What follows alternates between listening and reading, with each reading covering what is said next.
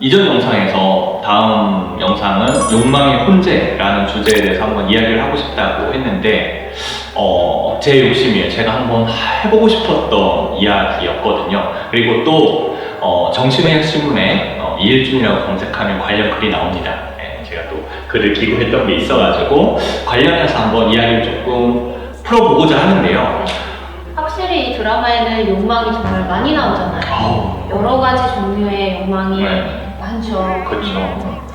그래서 저는 이 드라마 주제가 저한테 뭐냐라고 물어보신다면 저는 이 드라마의 주제는 인간은 타자의 욕망을 욕망한다 라는 주제가 이 드라마라고 생각을 해요. 그게 무슨 말이죠? 요게 이제 저보다 조금 더 유명하신 자크라칸이라는 분이 계신데요.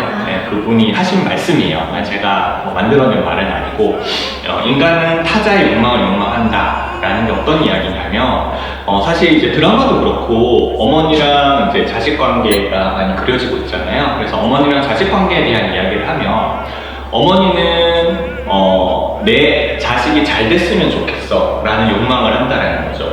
근데 그 욕망 자체가 내 욕망이 아니에요.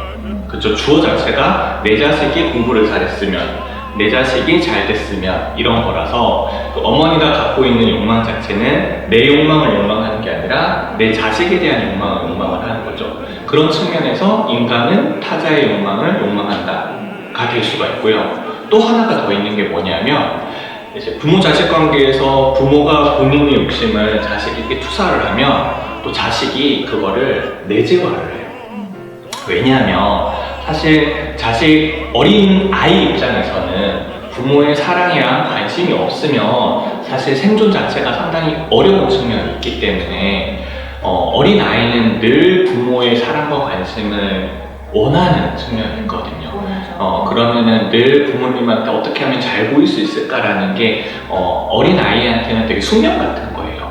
근데 뻔히 보이죠. 엄마가 내가 공부를 잘했으면 좋겠어 라는 것들이 보이면 그걸 내재화해서 그거를 자신의 욕망인 줄 알고 자기가 원하는 줄 아는 거죠. 그렇죠. 자기가 원하는 줄 알고. 근데 문제는 그거예요. 자기가 원하는 줄 알다 보니까 내 안에는 다른 욕망들이 살아 숨쉬고 있는데 부모로부터 투사된 그런 타자의 욕망이 충돌이 일어나다 보니까 그래서 힘들어지는 게 아닌가라는 생각을 많이 했고, 사실 그런 걸 또 전형적으로 잘 보여주는 게 드라마에서 영재가 아니었지. 그 영재가 그 대학 합격하고 나서 축하 파티 할 때 영재가 처음 한 말이 그거였거든요.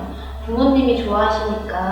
그러니까 소름 돋는 말이었어요. 그러니까 주변에서 영재한테 대학 합격해서 너무 좋겠다, 의대 가서 좋겠다 이랬을 때 나 의대 가서 좋아가 아니라 부모님이 좋으니까 나도 좋지. 그게 딱 정확히 내 욕망이 아니라는 뜻이잖아요. 그렇죠. 내 욕망이 아닌 거죠. 그래서 참 인간은 타자의 욕망을 욕망하면서 산다라는 이야기가 너무 많이 와닿고 이 드라마 보면서 그 명제가 확 떠오르더라고요. 근데 이 명제에 대해서 제가 또 추가적으로 하고 싶은 이야기가 하나가 더 있는데요. 사실 인간은 인간에게만 욕망을 투사를 하지 않는다라는 되게 재밌는 현상이 있어요. 그게 뭐냐면은 여기 링크 타고 들어가시면 번아웃 증후군 예방법이라는 영상 나오는데 제가 그 영상에서 한번 이야기를 했던 게 있었는데 강식당 안재현 씨 이야기예요. 기억나시죠? 그러니까 강식당 안재현 씨가 이제 오므라이스 담당인데 빨리 오므라이스 요리를 해야 되는데 사람들이 막 몰려오고 하는데 전기밥솥에 밥이 안 되어 있는 거예요. 그러니까 그때 안재현 씨가 그 전기밥솥 앞에서 안절부절 못하면서 왜 이렇게 빨리 밥이 안 되지? 빨리 밥이 돼야 되는데 라는 욕망을 전기밥솥에 투사를 하거든요. 전기밥솥아 봐봐 빨리 해라 라는 욕망을. 우리는 그런 무생물조차에게도 욕망을 투사를 한다는 거죠. 일을 할 때도 그렇잖아요. 그렇죠. 우리는 사실 모든 욕망을 투사를 하면서 살아요. 근데 그때 제가 그 번아웃 영상에서는 그 전기밥솥에 투사한 욕망은 버려라라고 얘기를 했어요. 왜냐하면 아무리 전기밥솥에다가 욕망을 투사를 한다고 하더라도 전기밥솥에 밥이 되는 속도는 달라지지 않거든요. 그래서 이런 거는 상당히 심플해서 간단한데요. 대인관계는 조금 복잡해요. 그렇죠. 욕망을 투사를 하게 되면 상대방이 반응이 달라질 수 있다는 거죠. 아까 예를 들었듯이 부모가 자식에게 욕망을 투사하면 영재는 결국은 공부하잖아요. 싫지만 공부를 하잖아요. 그런 부분이 있기 때문에 인간관계가 더 복잡하지 않나. 그래서 그냥 전기밥솥처럼 다른 욕망이니까 내 욕망이 아니니까 버려라, 이렇게는 할 수 없지 않나 라는 생각이 좀 들었고요. 그러면 부모와 자식 관계에서 욕망 투사는 결국 있을 수밖에 없는 일인데, 근데 스카이캐슬 보면 그게 다 파국이잖아요. 파국이다. 너무 심하죠. 네. 정도가 지나치죠, 사실은. 네. 저는 정도의 문제도 있고 방법의 문제도 있다라고 생각을 해요. 그럼 방법의 문제인데 어떤 방법이 필요하냐 라고 했을 때 저는 그 김주홍 선생님, 그 드라마의 김주홍 선생님 그 교육 코디였잖아요. 이분이 알려준다고 생각을 해요. 드라마에서는 악역으로 그쵸. 나오는데 이분이 자식에 대해서 욕망을 투사를 할 때 어떤 방식으로 해야 되는지를 김주영 선생님이 너무 많이 잘 알려주시더라고요. 그게 뭐냐면은 한 장면 중에 이게 있었어요. 뭐냐면은 그 예서가 우주라는 남자아이를 좋아한다라는 걸 김주영 선생님이 알게 되고 김주영 선생님이 그 한서진을 찾아가서 알려줘요. 근데 한서진이 그때 갑자기 난리가 나죠. 어떻게 해야 되냐고, 말려야 되지 당연히 않냐고. 말려야죠. 이게 보통 부모의 반응인 것 같아요. 왜냐하면 내 자식이 아직 미성년자인데 이성 교제를 하면서 공부를 못하게 되고 이런 걸 막고, 방해가 될까. 그쵸, 막고 싶은 그 욕망이 투사가 되는 거죠. 근데 김주영 선생님 거기서 딱 한마디예요. 우주를 좋아하는 예서의 감정을 지지하고 격려하고 공감해 주셔야 합니다. 예서의 그런 마음을 지지하고 격려하고 공감해줘요.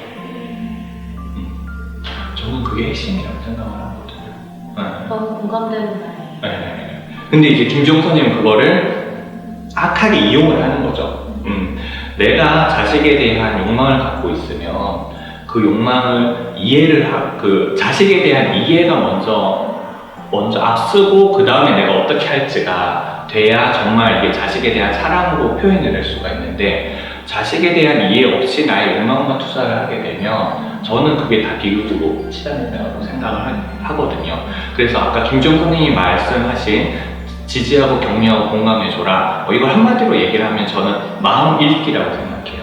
근데 너무 공감이 되는 게 네. 제가 이제 공부할 때 이제 대학 가기 전에 전 재수를 했는데요. 재수할 때 엄마한테 독서실 간다고 뻥치고 이제 막 이성 친구 만나고 했던 적이 있어요. 근데 알고 계셨거든요. 저는 제가 느낄 정도였어요. 엄마가 내가 뻥치고 놀러 가는 거 아는구나 였는데 한 번도 어머니가 저한테 너 어디 갔어? 이렇게 말한 적이 없어요. 그러니까 저도 눈치를 보죠. 엄마가 아는 것 같은데 왜 말을 안 하지? 안절부절한데 한 번도 그냥 제가 갔다 왔다고 하면 공부 열심히 하고 왔어? 이러고 그냥 넘어가거든요. 근데 오히려 그 부분이 저는 엄마가 나를 이해해주는구나 라는 생각으로 다가왔던 것 같아요. 그게 제일 중요한 측면인 것 같아요. 그래서 욕망 투사 자체를 없앨 수는 없고 없애서도 안 되고 전기밥솥이 아니니까요.